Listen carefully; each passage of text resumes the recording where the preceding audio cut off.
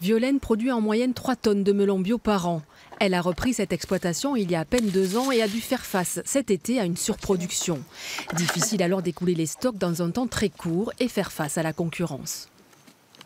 Quand j'ai une surproduction, effectivement, il faut que j'élargisse mon champ de commercialisation.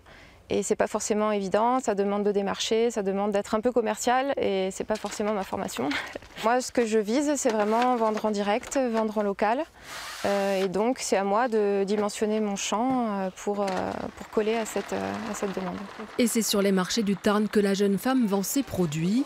Une place au soleil pour valoriser aussi le métier des petits producteurs bio.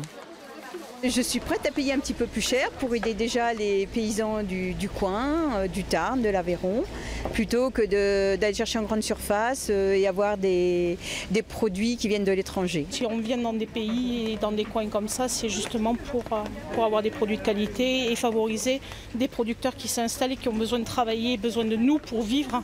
Et ils vivent pas super bien si on ne les aide pas. Les circuits courts fédèrent de plus en plus sur les territoires. Aujourd'hui, un producteur sur 5 choisit ce réseau de distribution. Je tire mon épingle du jeu, je pense, grâce à la vente directe globalement. Et sur les marchés, je pense que c'est le maximum que je vends le plus gros de ce que je vends. Après, je vends un petit peu en magasin de producteurs et je vends en magasin bio. Grâce à son réseau, sa petite exploitation a mieux résisté à la crise. Alors que les gros producteurs ont souffert de la concurrence, Violaine, elle, a pu écouler sa marchandise sans baisser ses prix.